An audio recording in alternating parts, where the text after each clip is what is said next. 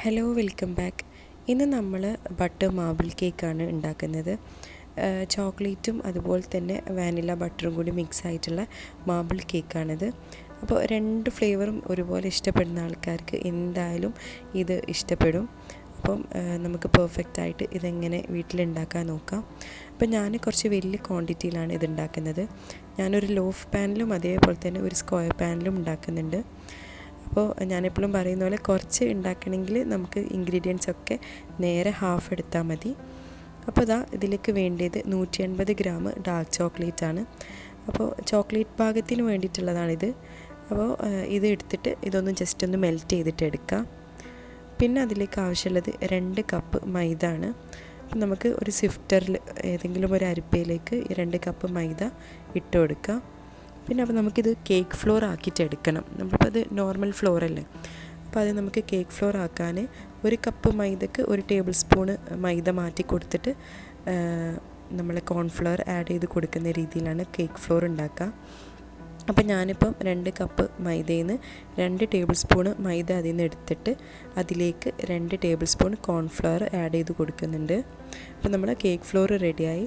ഇനി അതിലേക്ക് 1 teaspoon baking powder add ചെയ്ത് കൊടുത്തിട്ടുണ്ട്.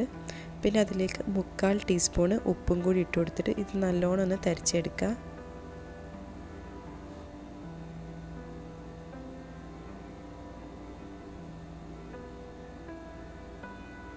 ഇനി ജസ്റ്റ് ഒന്നും കൂടി ഒന്ന് മിക്സ് ചെയ്ത് കൊടുക്കുന്നുണ്ട്.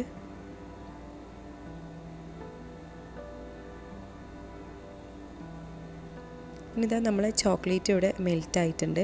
അത് നമ്മൾ ഡബിൾ ബോയിൽ ചെയ്തിട്ടോ അല്ലെങ്കിൽ മൈക്രോവേവ് ചെയ്തിട്ടോ എങ്ങനെയാ വെച്ചിട്ട് മെൽറ്റ് ചെയ്തെടുത്താൽ മതി. എന്നിട്ട് നമുക്കിതൊന്ന് ചൂടൊന്ന് ആറണം. അപ്പോൾ നമുക്ക് ഫസ്റ്റ് തന്നെ ആ ഒരു ഭാഗം ചെയ്ത് വെച്ചാൽ നമ്മൾ കേക്ക് ആക്കി വരുമ്പോഴത്തേനും ഇതൊന്ന് ചൂടാറിക്കോളും, റൂം ടെമ്പറേച്ചറിലായിക്കോളും. അപ്പോൾ മെൽറ്റാക്കി എടുത്തത് സൈഡിലേക്ക് വെക്കാം.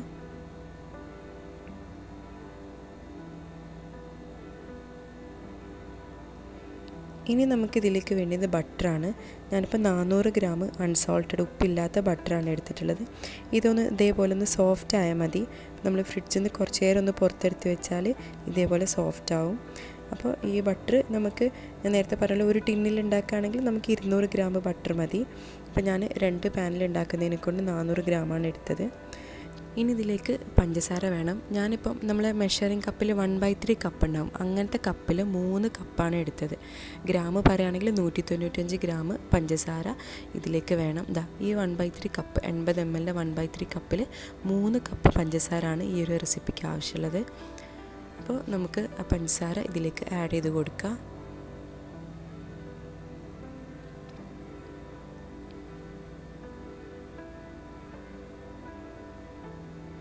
ഇനിയിത് നമുക്ക് നല്ലോണം ഒന്ന് ബീറ്റ് ചെയ്തിട്ട് എടുക്കാം.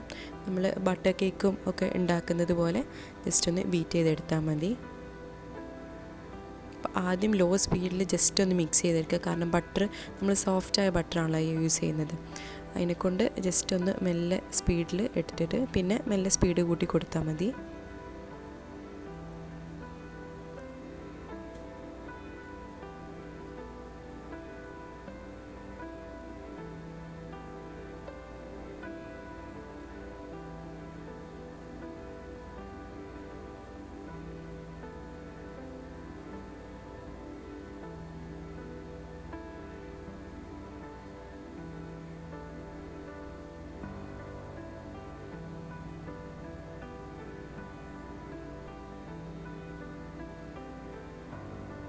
അപ്പോൾ നമുക്ക് ഇടയ്ക്ക് സൈഡൊക്കെ ഒന്ന് സ്ക്രേപ്പ് ചെയ്ത് കൊടുത്തിട്ട് നമുക്കൊന്നും കൂടി ബീറ്റ് ചെയ്യാം.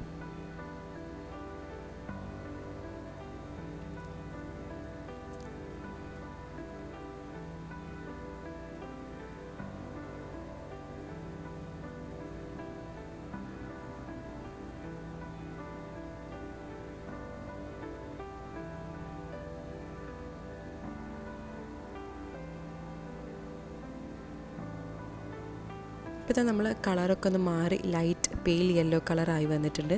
അപ്പോൾ ഇത്രയും മതി. ഇതാണ് ഇതിൻ്റെ കറക്റ്റ് കൺസിസ്റ്റൻസി.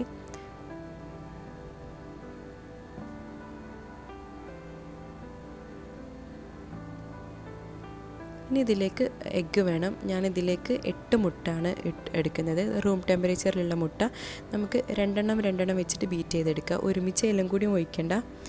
ആദ്യം ഞാൻ രണ്ടെണ്ണം പൊട്ടിച്ചൊഴിച്ചിട്ട് ജസ്റ്റ് ഒന്ന് ബീറ്റ് ചെയ്തെടുക്കുന്നുണ്ട്.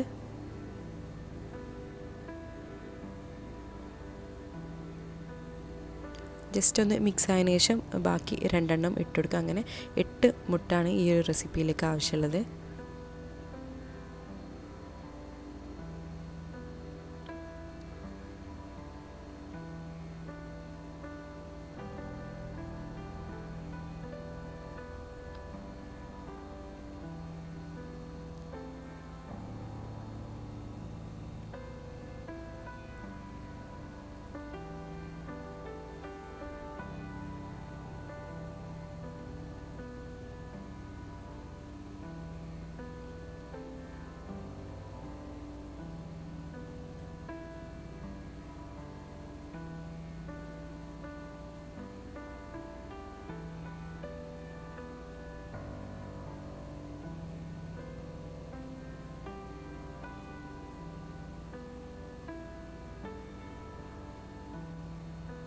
ഇപ്പോൾ ഇതാ ലാസ്റ്റ് 2 എഗ്ഗും കൂടി ഇതിലേക്ക് ഒഴിച്ചു കൊടുക്കുന്നുണ്ട്. നല്ലോണം ഇതൊന്ന് മിക്സ് ചെയ്തിട്ട് കൊടുക്കുക.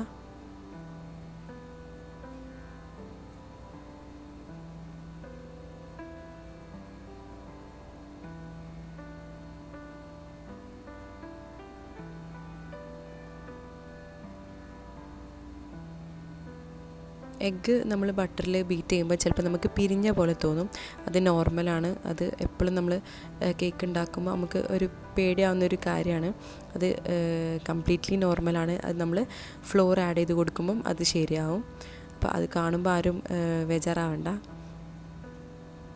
അപ്പോൾ നമ്മൾ എഗ്ഗൊക്കെ നല്ലോണം മിക്സായി വന്നിട്ടുണ്ട്. നമ്മൾക്ക് നേരത്തെ നമ്മൾ സിഫ്റ്റ് ചെയ്ത് വെച്ച ഫ്ലോറിൽ അത് നമുക്ക് കുറച്ചായിട്ട് ഇതിലേക്ക് ഇട്ട് കൊടുത്തിട്ട് നല്ലോണം ഒന്ന് ബീറ്റ് ചെയ്തിട്ട് എടുക്കാം. അപ്പോൾ ഒരുമിച്ച് എല്ലാം കൂടി ഇടാണ്ട് ഇതേപോലെ പോർഷനായിട്ട് ഇട്ട് കൊടുത്താൽ മതി.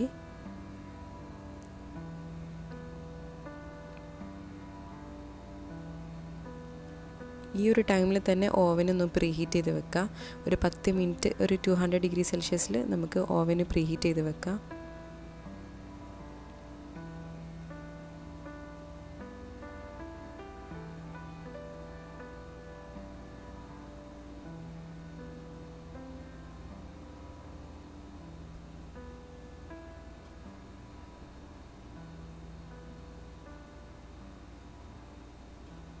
ഇടയ്ക്ക് അതേപോലെ സൈഡിലൊക്കെ ഒന്ന് സ്ക്രേപ്പ് ചെയ്ത് കൊടുത്തിട്ട് ബീറ്റ് ചെയ്യാൻ വേണ്ടി ശ്രദ്ധിക്കുക.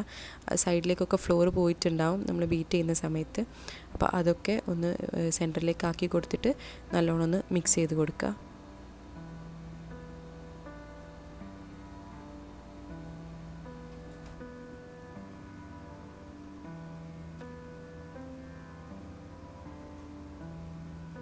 അപ്പം നമ്മൾ മിക്സിങ് ഇവിടെ കഴിഞ്ഞിട്ടുണ്ട്.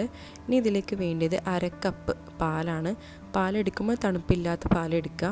ജസ്റ്റ് ഒന്ന് ഗ്യാസിൽ വെച്ച് ഒന്ന് വാം ചെയ്തെടുത്താലും മതി. അതിലേക്ക് 1 ടീസ്പൂൺ വാനില എസൻസും കൂടി ആഡ് ചെയ്ത് കൊടുത്തിട്ട് ലോ സ്പീഡിൽ ജസ്റ്റ് ഒന്ന് മിക്സ് ആക്കി എടുക്കുക.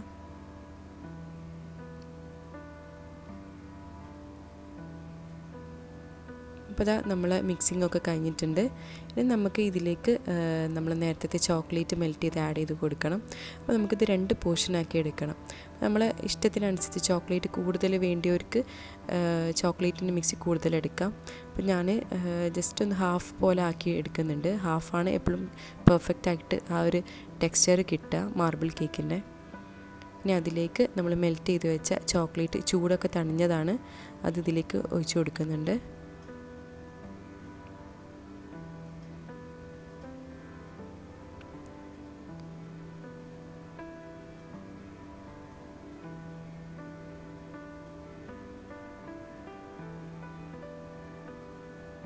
ഇത് നല്ലോണം ഒന്ന് മിക്സ് ചെയ്ത് കൊടുക്കുക. ഓവർ ബീറ്റ് ചെയ്യരുത്.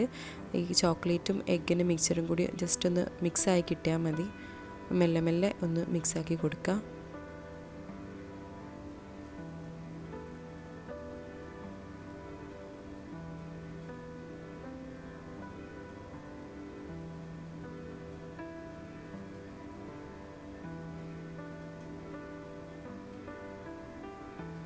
അപ്പോൾ അത് റെഡി ആയിട്ടുണ്ട്.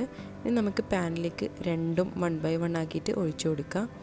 ഞാൻ ആദ്യം നമ്മൾ വാനിലേൻ്റെ മിക്സ്ചർ ഇട്ട് കൊടുത്തിട്ട് പിന്നെ അതിൻ്റെ മുകളിലേക്ക് ചോക്ലേറ്റ് അങ്ങനെയാണ് ഇട്ട് കൊടുക്കേണ്ടത്. അപ്പോഴാണ് നമ്മൾ കറക്റ്റ് മാർബിൾ കേക്കിൻ്റെ ആ ഒരു ടെക്സ്ചർ കിട്ടുകയുള്ളൂ.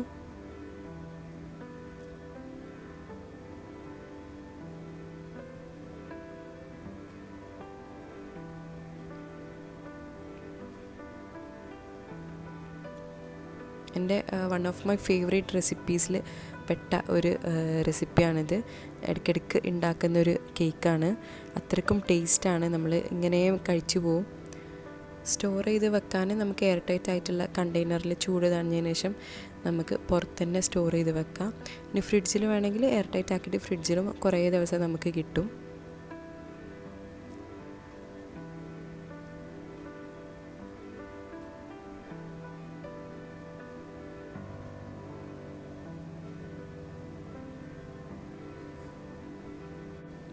ഇനി ഇത് നമുക്ക് ജസ്റ്റ് ഒന്ന് ടാപ്പ് ചെയ്ത് കൊടുക്കുക. ഈവനായിട്ട് എല്ലായിടത്തേക്ക് എത്തുന്ന രീതിയിൽ ഒന്ന് ടാപ്പ് ചെയ്ത് കൊടുക്കുക. ഇനി ഞാനൊരു സ്ക്വയർ വെച്ചിട്ട് ജസ്റ്റ് ഇതൊന്ന് എന്താ പറയുക ഒരു ഡിസൈനാക്കി കൊടുക്കുന്നുണ്ട്. നമുക്ക് ഇഷ്ടമുള്ള പോലെ എന്തെങ്കിലുമൊക്കെ ഒരു രീതിയിലാക്കി കൊടുക്കുക.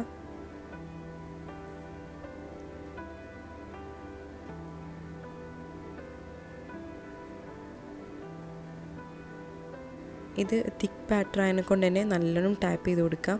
അത് നമുക്ക് കൗണ്ടർ ടോപ്പിൽ നിന്ന് പറ്റുന്നില്ലെങ്കിൽ നിലത്ത് വെച്ചിട്ടെങ്കിലും നല്ലോണം ടാപ്പ് ചെയ്ത് കൊടുത്തിട്ട് ബേക്ക് ചെയ്തിട്ട് എടുക്കാം. അപ്പോൾ ഞാനിപ്പം പ്രീ ഹീറ്റ് ചെയ്ത ഓവനിലേക്ക് ഒരു 160 ഡിഗ്രി സെൽഷ്യസിൽ നല്ലോണം എന്താ പറയുക നമുക്കൊന്ന് ജസ്റ്റ് എന്തെങ്കിലും ഒരു നീറ്റിൽ വെച്ചിട്ടൊന്ന് പിക്ക് ചെയ്ത് നോക്കിയാൽ മതി ബേക്ക് ആയിക്കണം എന്നുള്ളത്. എന്നിട്ട് ബേക്ക് ചെയ്തിട്ട് എടുക്കാം. അപ്പോൾ നമ്മളെ കേക്ക് രണ്ടും ഇവിടെ നല്ലോണം അടിപൊളിയായിട്ട് ബേക്കായി വന്നിട്ടുണ്ട്.